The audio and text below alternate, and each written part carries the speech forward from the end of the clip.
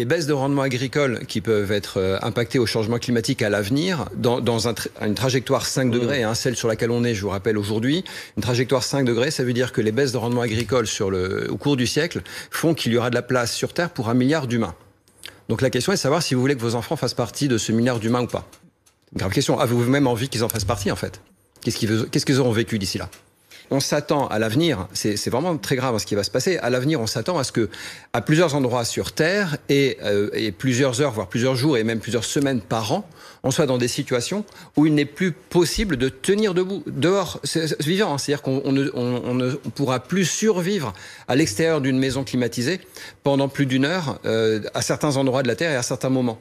C'est ce qui nous attend dans le courant du XXIe siècle, si on continue sur la trajectoire actuelle. On estime que d'ici 2100, à peu près, on aura gagné combien de degrés? Alors, d'ici 2100, c'est complètement ouvert.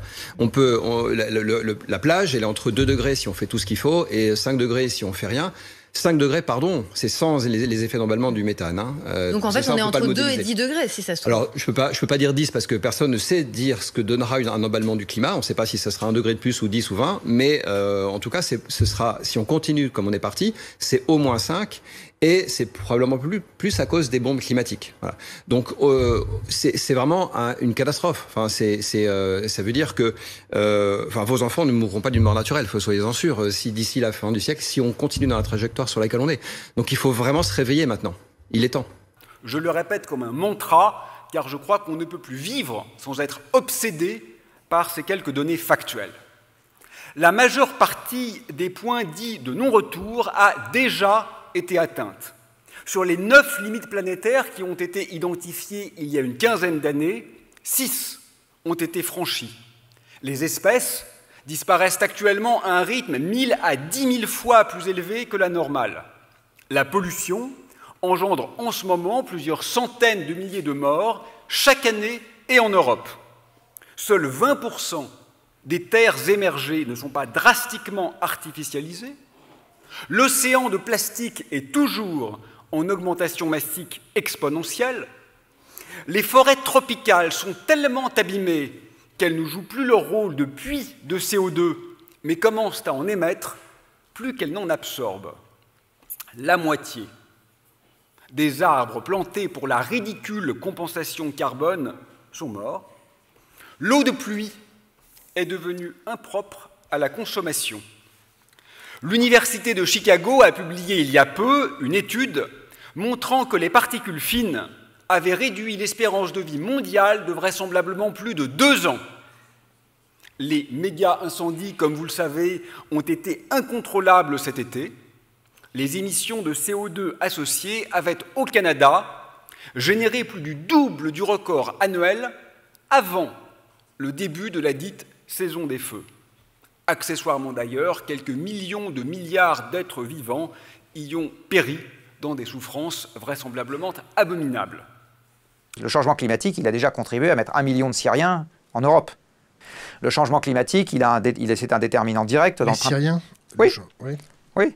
Le déclenchement de la guerre en Syrie doit quelque chose aux sécheresses récurrentes qui ont commencé à s'installer dans le pays et qui ont fait décroître la production agricole avec une population croissante. Et c'est très exactement le même phénomène qu'on a eu au Maghreb, en Égypte et en Tunisie.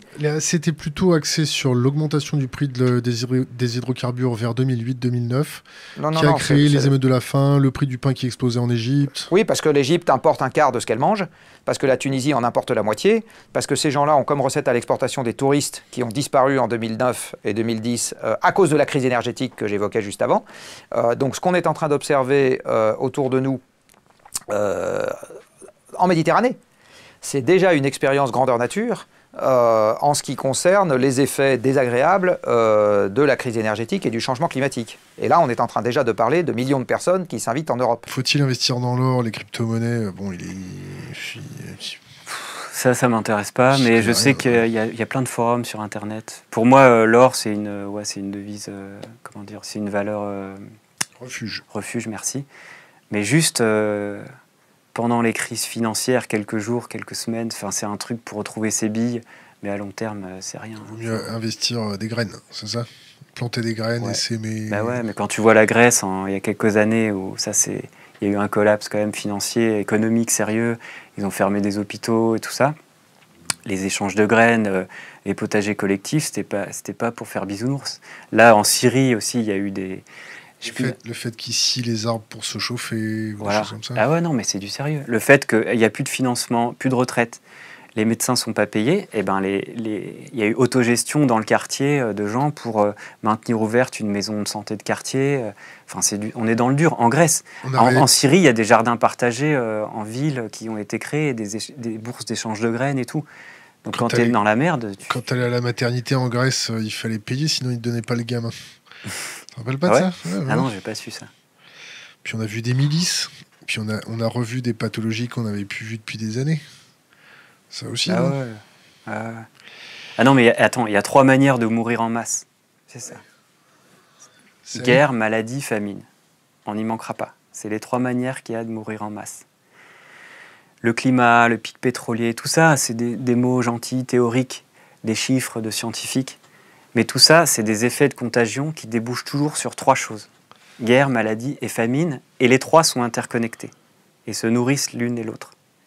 Et il peut y avoir des causes climatiques, des causes... On n'arrivera pas à dénouer toutes les causes, mais ça termine toujours comme ça. Ouais.